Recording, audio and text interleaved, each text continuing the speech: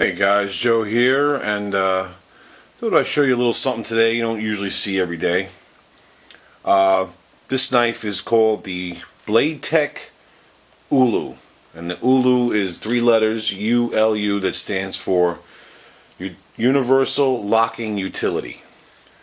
If you look up Ulu online, it's a knife generally that's associated with Alaska. I'll show you later how it would look with this knife.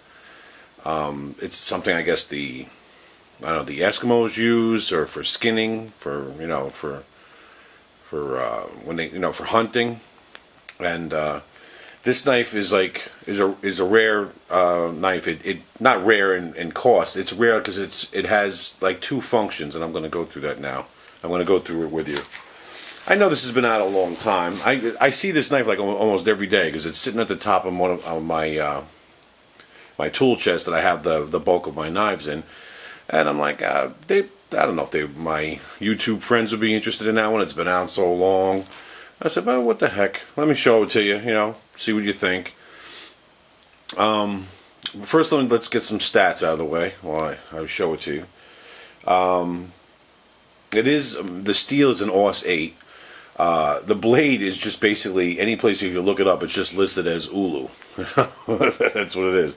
But it's like I said, it's this is Blade-Tech's version of the Alaskan Ulu knife. It's a satin finish. It's a 3.7-inch blade.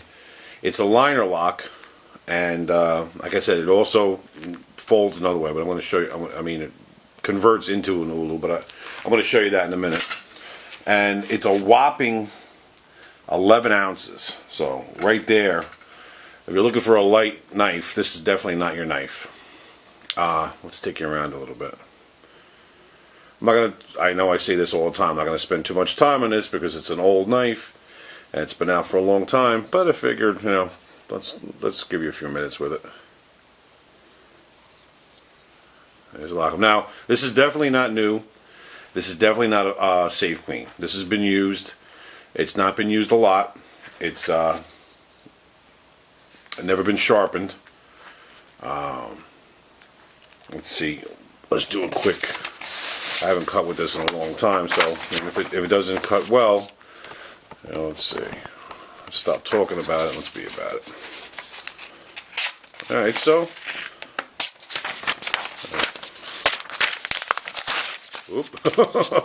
Not too well on that point, but the very first part, as you can see, hopefully that's coming on camera, cuts pretty good. I just got the first part right here, so it wasn't cutting, it was just pulling the paper.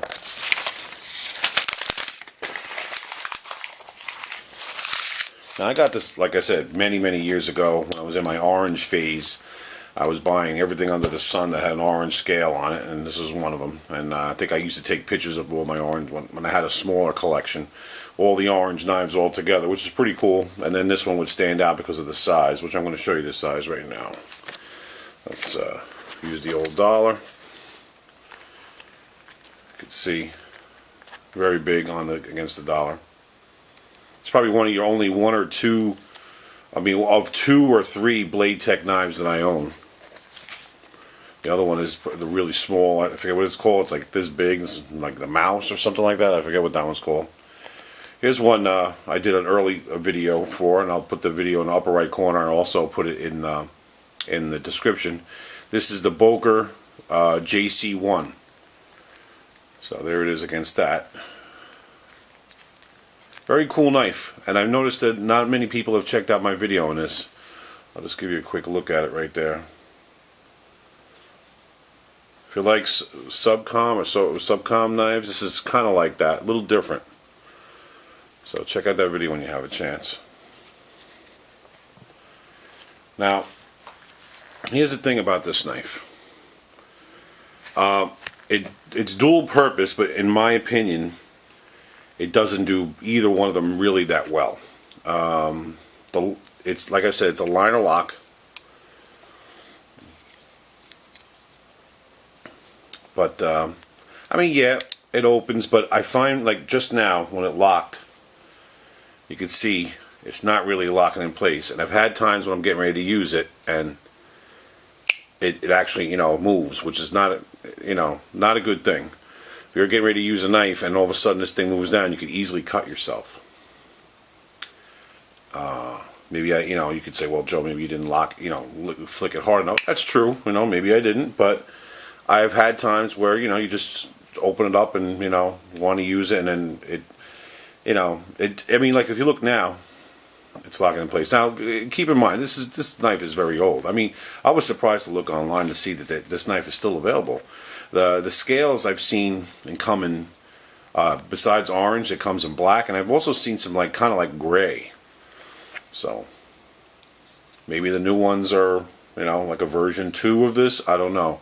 I'm not saying I dislike the knife, but let me show you something else. Like now, hence the name Ulu. Besides the opening it like this way, if you before you get to the locking in place, if you press this button, and I've always messed this up because usually I by accident wait till it locks in place and then do it. As you can see right there, look, I didn't see how it opens up. But anyway, if before you lock it as a liner lock, use it as a regular knife, if you press this button, you can push it in.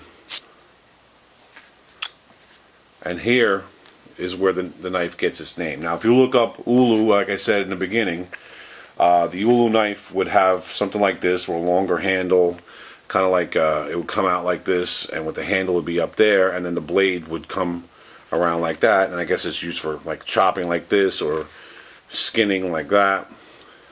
But in this case, you could use it 2 ways. Now, like I said before, I find, I guess because of not using it all the time, I forget that it's not supposed to be locked, and then you could slide it over. So here I am, I'm trying to push it through. But then, like, if you do remember, it's not. I feel it's not the safest thing in the world to do. Like when you're trying to, do this back and forth. I feel like you could easily cut yourself, and so it's kind of one of those things that it tries to do 2 things, but it really doesn't do either one of them that well.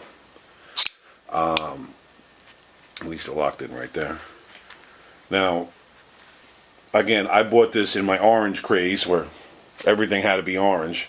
So now, after I've had it for all these years, if I didn't have this knife, would I buy this again?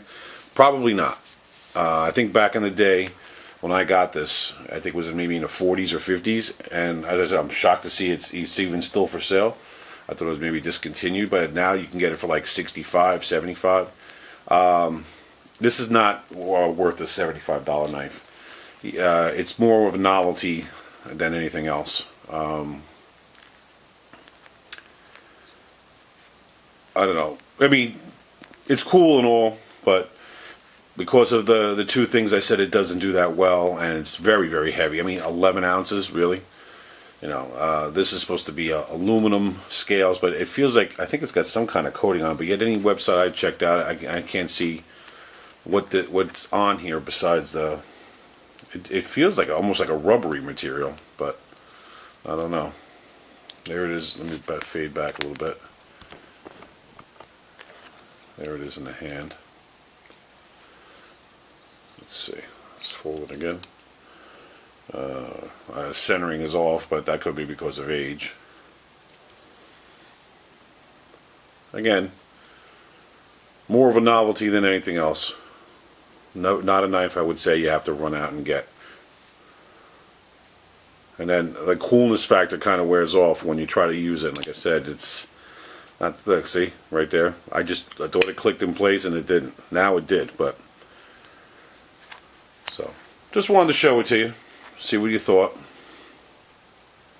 Don't have too many Blade-Techs. I don't know what the reason is. Maybe it's because I just don't like a lot of their offerings, but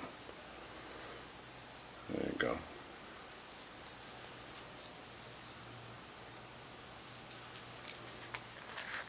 So, there you have it.